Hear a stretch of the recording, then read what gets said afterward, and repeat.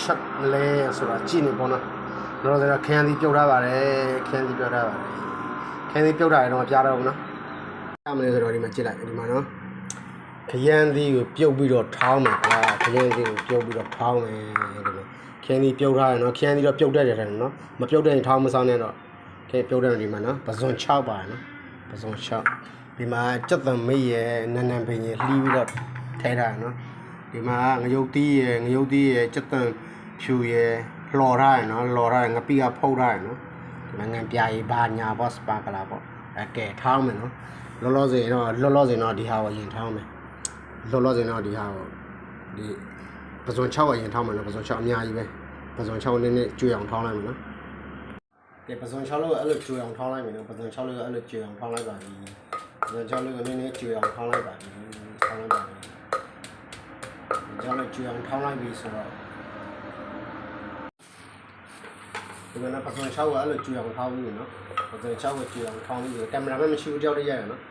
ဒီမှာနော်ရုပ်သီးတွေဒီဟာတွေစားလေးတော်တာနော်အကုန်လုံးထိပြီးတော့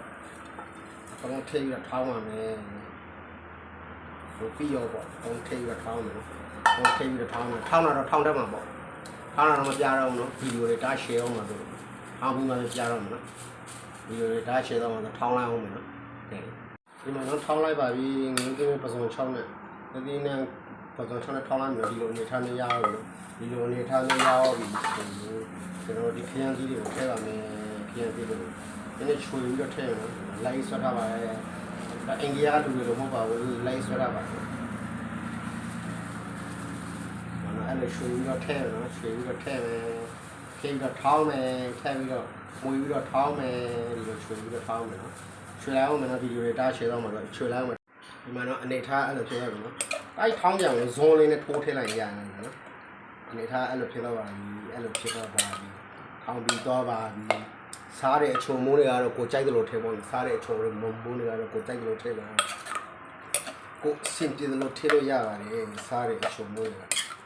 ကိုကြိုက်တယ်လို့ထည့်လို့ရပါတယ်ပြီးရင်ဒီမှာနော်နန်းနန်းပင်တွေဒါတွေကအကုန်ထည့်ပြီးတော့ငွေလိုက်လို့ထည့်ပြီးတော့ငွေလိုက်လို့ပြီးရင်သူကတံပြားလေးညှစ်လိုက်ရပြီနော်သူကတံပြားလေးညှစ်လိုက်ရပြီကျွန်တော်ကတော့တံပြားမညှစ်သေးဘူးဘာလို့လဲဆိုတော့ကျွန်တော်ကဒီမနဲ့အများကြီးတယောက်တည်းဆိုတော့အများကြီးစားမအောင်ဘူးတံပြားလေးညှစ်လိုက်ပြီဆိုတော့ဟိုလေအကုန်မစားရင်မကောင်းဘူးလေအဲတံပြားလေးကျွန်တော်ကတံပြားလေးမညှစ်သေးဘူးဒီကိုစားခံနေကြပါသေးတယ်စားခံနေကိုတော့ခဲမှာကြည့်မှာโอเคနော်ဒီလိုအနေထားဖြစ်သွားပါပြီဒီမှာခရမ်းသီးထောင်းမှာခရမ်းသီးနဲ့ပဇွန်6နဲ့ထောင်းတာကအနေထားကြည့်ပါမိုက်နော်ခဏနေမှခူပြီးတော့ပြမယ်နော်နိုင်မှခုခတ်ပြီးမှပကံလေးပိုင်းမှာထိန်းပြီးပြပါမယ်ဒါပကံမှာမထိန်းဘူးစလုံးကဟိုဘူးမှထိန်းပြီးတော့ထားပါမယ်โอเคနော်ဒီအနေထားကအဲ့လိုဖြစ်သွားပါပြီမိုးရင်းနေပါတယ်အနေထားဒီမှာရပါပြီကျွန်တော်ရဲ့ခရမ်းသီးထောင်းလေကျွန်တော်ရဲ့ခရမ်းသီးထောင်းလေးရပါပြီ